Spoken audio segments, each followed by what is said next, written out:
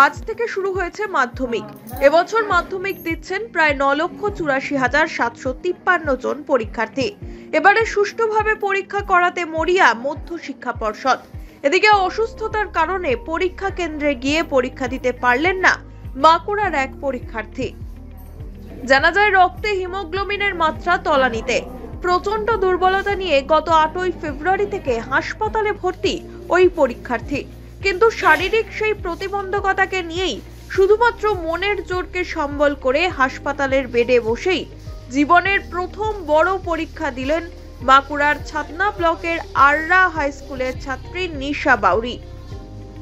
কিন্তু কিভাবে হাসপাতালের বেডে বসে পরীক্ষা দেওয়ার অনুমতি পেলেন ওই পরীক্ষার্থী? জানা যায়, জীবনের প্রথম বড় পরীক্ষায় বসার আগেই অসুস্থ হয়ে পড়েছিল মেয়ে। চরম দুশ্চিন্তায় ছিলেন ছাতনার আররা গ্রামের আদিত্য বাউরি। অবশেষে হাসপাতাল কর্তৃপক্ষ, প্রশাসন ও মধ্যশিক্ষা পর্ষদের বিশেষ সহায়তায় ছাতনা সুপার স্পেশালিটি হাসপাতালের বেডে বসেই মাধ্যমিক পরীক্ষা দেওয়ার সুযোগ পেলেন আররা হাই স্কুলের ছাত্রী নিশা বাউরি।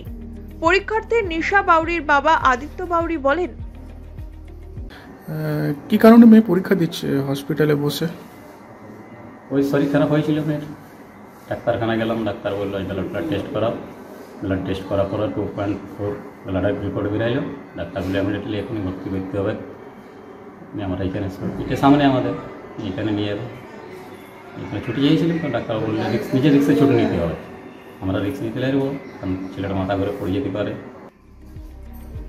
ছাতনা সুপার স্পেশালিটি হাসপাতালের চিকিৎসক ডক্টর রেবতী রমন দাস বলেন, কিভাবে এটা ব্যবস্থা হলো? পরীক্ষা অ্যাকচুয়ালি ও ভর্তি হচ্ছে 8 তারিখ, 17 years old।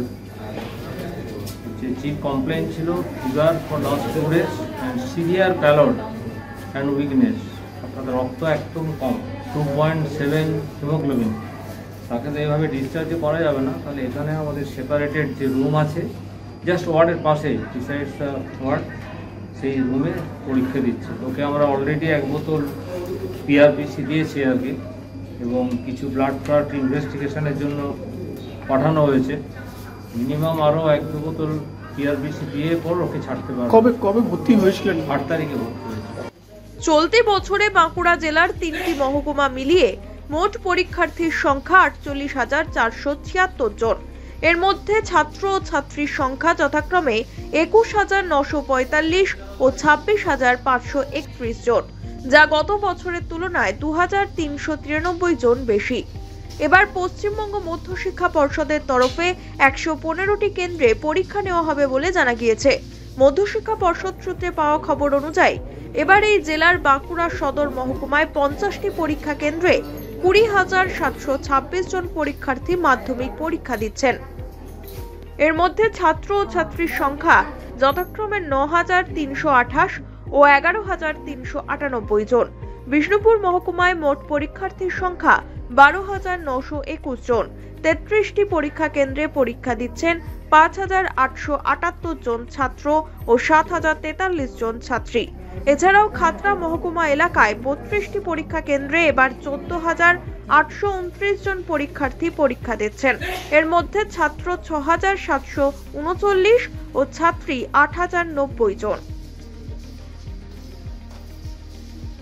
Bureau report, One India Bangla.